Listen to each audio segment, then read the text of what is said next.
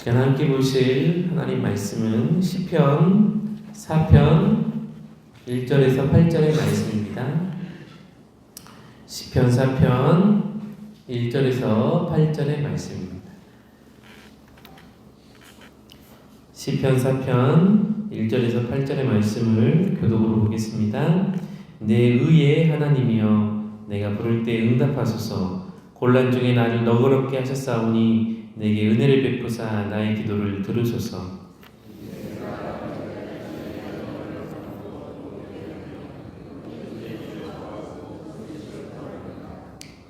여호와께서 자기를 위하여 경건한 자를 택하신 줄 너희가 알지어다. 내가 그를 부를 때 여호와께서 들으시리로다.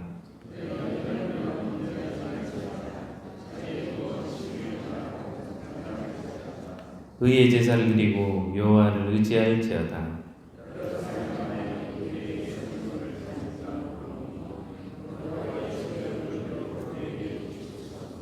주께서 내 마음에 두신 기쁨은 그들의 곡식과 새 포도주가 풍성할 때보다 더하니이다. 내가 평안히 눕고 자기도 하리니 나를 안전하게 하시리는 오직 여호와이시니이다. 아멘. 오늘 이 시편 4편은 압살롬인 아들이 다윗에게 쿠데타를 일으켰을 때 다윗이 하나님께 간절한 마음으로 기도하며 지었던 시로 추정되어지고 있습니다. 1절을 보시면 다윗은 하나님을 내 의의 하나님이라고 고백하며 부르고 있습니다. 이 시편 4편이 방금 말씀드린 것처럼 압살롬에게 쿠데타를 당해서 다윗이 도망을 다니던 중에 기록이 되었던 고백인데요. 다윗은 그런 참담한 속에서도 하나님과의 바른 관계를 맺으며 하나님 앞에 의롭게 살기 위해서 몸부림을 쳤음을 우리는 알 수 있습니다. 나의 의가 되어주시고 내 삶의 의가 되어주시고 내가 의로우신 하나님을 온전히 믿고 따름으로 내 삶이 의롭게 하옵소서라는 그런 간절한 믿음의 고백이지 않겠습니까?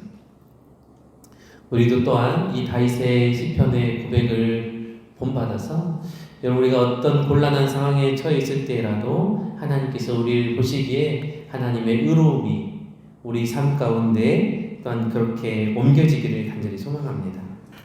그리고 다윗은 하나님께서 자신을 곤란 중에 너그럽게 하셨사오니 라고 고백합니다. 이 곤란의 원어적인 뜻은 좁다라는 의미를 갖고 있다라고 합니다. 다윗이 자신을 겨누는 칼날을 피하기 위해서 압살롬이 쉽게 찾을 수 없는 그런 동굴이라든지 알려지지 않는 곳에 숨어 있었을 것입니다. 그렇기 때문에 이 좁은 곳, 다윗은 사람들이 알지 못하고 쉽게 찾을 수 없는 그런 좁은 곳에 자신의 몸을 의탁하였을 것이라는 거죠. 다윗은 왕이었습니다. 그리고 다른 누구도 아닌 자신이 너무너무 사랑하고 아꼈던 아들, 그래서 자신의 다른 아들들을 죽였지만 쉽게 처벌하지 못하고 참 가슴을 아파하면서 가슴앓이만 했던 그 아들에게 쫓김을 당하는 신세가 되었죠.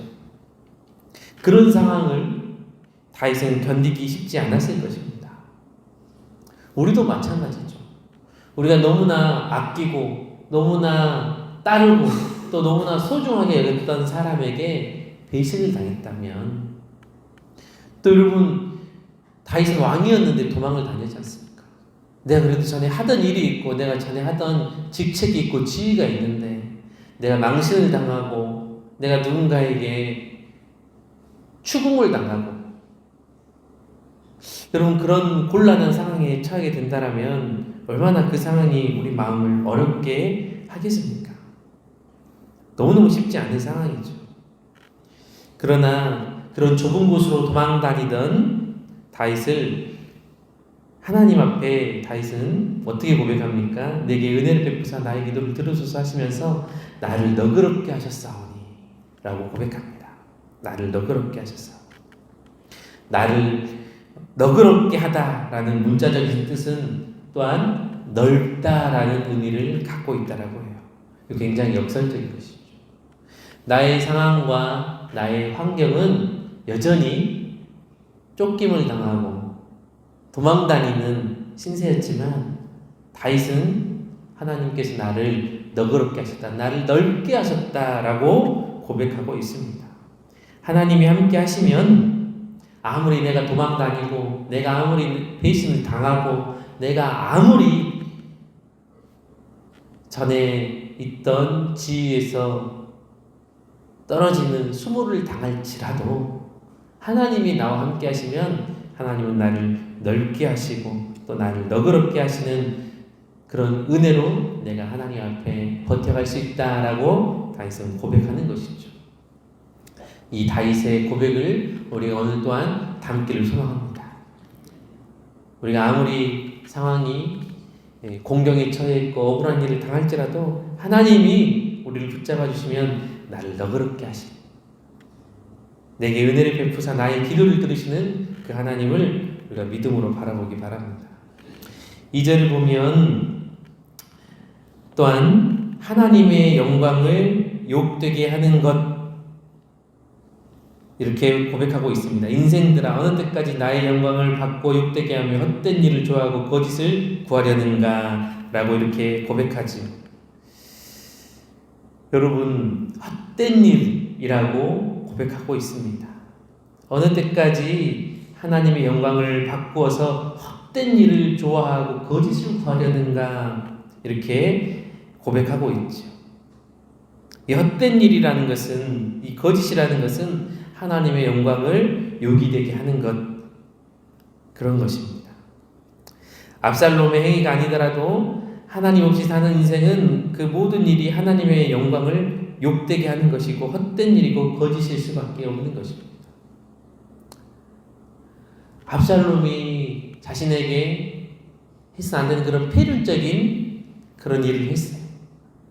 그러면 한편으로는 다윗도 그렇게 똑같이 마음 먹어서 그래, 네가 그랬으니 나도 그렇게 하겠다 라고 얼마든지 그렇게 인간적으로 생각을 할 수 있겠죠. 그러나 다윗은 그렇게 마음 먹지 않았습니다. 인생들은 어느 때까지 나의 영광을 받고 욕되게 하며 헛된 일을 좋아하고 거짓을 구하려 하는가.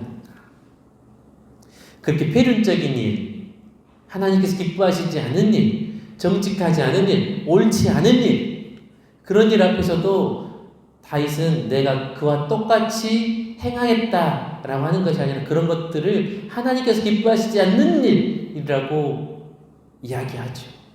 그리고 자신은 그런 일을 하지 않겠다라고 고백을 하는 거죠.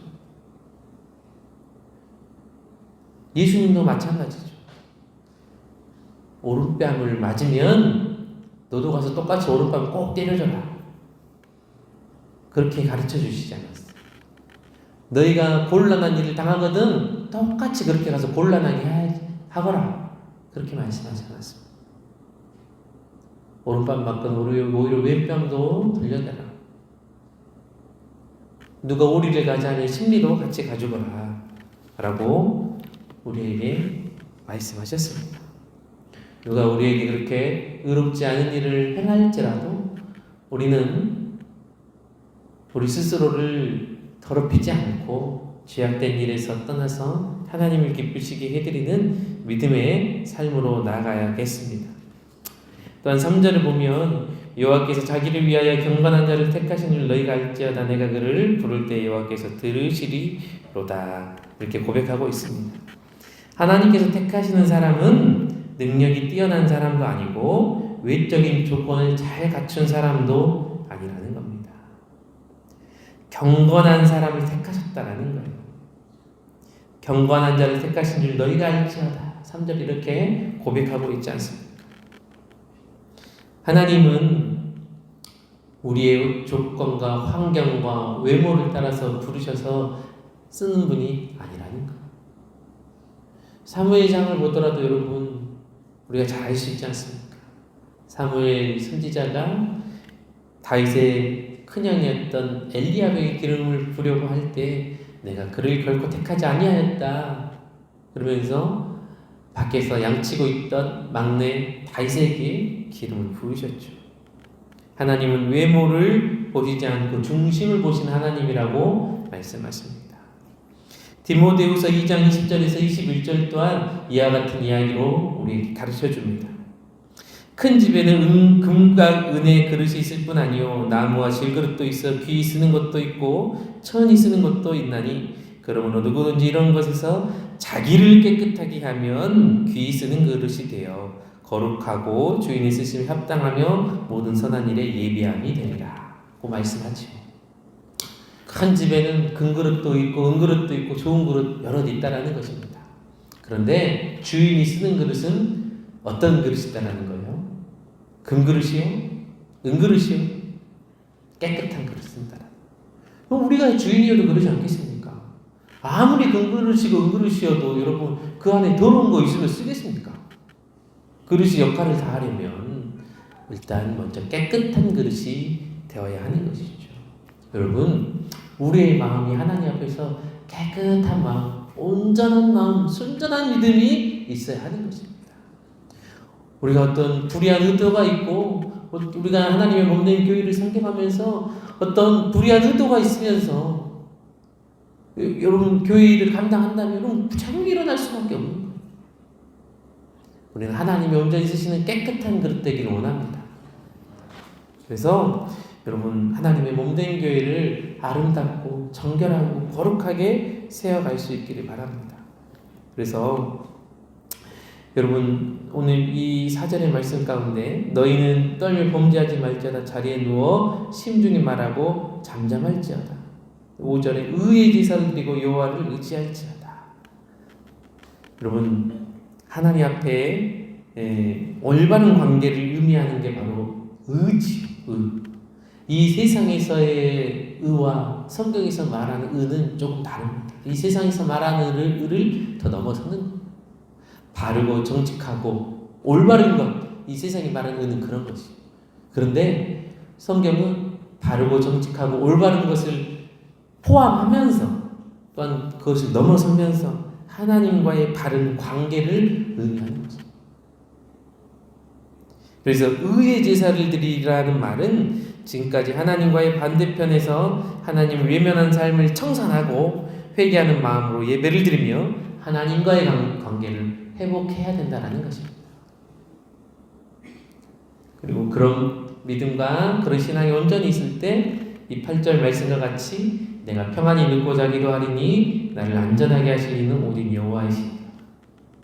아무리 도망다니고 아무리 삶의 환경이 나를 힘들고 지치게 할지라도 하나님께서 주시는 평안함으로 다윗은 삶 가운데 거할 수 있었다라는 고백을 하고 우리의 마음이 하나님과 동행함으로 우리를 어떻게든 힘들게 하려고 하는 그런 이 세상 풍파 속에서도 하나님께서 우리를 평안히 눕고 자기로 하시는 그 은혜 가운데 우리 성안의 모든 성도들이 있기를 주님의 이름으로 간절히 축복합니다. 기도하겠습니다. 은혜와 사랑의 하나님, 다윗이 억울한 일을 당하고 슬픈 일을 당하고 너무너무 힘든 일을 당한 가운데서도 하나님을 바라보며 하나님 앞에 온전한 의로운 삶, 평안한 삶을 살게 하심을 우리가 이 말씀을 통해서 함께 묵상하였습니다. 우리 성안의 모든 성도들이 이 세상 풍파 앞에서 믿음으로 살아가며 하나님께서 기뻐하시는 깨끗한 그릇 되게 하시고 하나님께 주시는 의와 평강이 넘치는 삶으로 인도하여 주시옵소서. 이 새벽에 1,000번째로 드리는 귀한 기도의 제목들이 있사오니 하나님께서 이 기도 가운데 함께 하시고 은혜를 내려 주시옵소서. 우리 성안의 모든 성도들 또한 영육으로 아픈 성도들이 있습니다. 하나님께서 치유하여 주시고 회복시켜 주시고 은혜 가운데 거하게 하여 주시옵소서. 일단 담임 목사님 청빙 중에 있습니다. 이제 이번 내일 주일 후보 목사님 설교를 듣습니다. 하나님께서 함께 하시고 우리 교회 가운데 하나님의 놀라운 뜻으로 인도하여 주시옵소서. 감사드리며 예수님의 이름으로 간절히 기도드립니다. 아멘.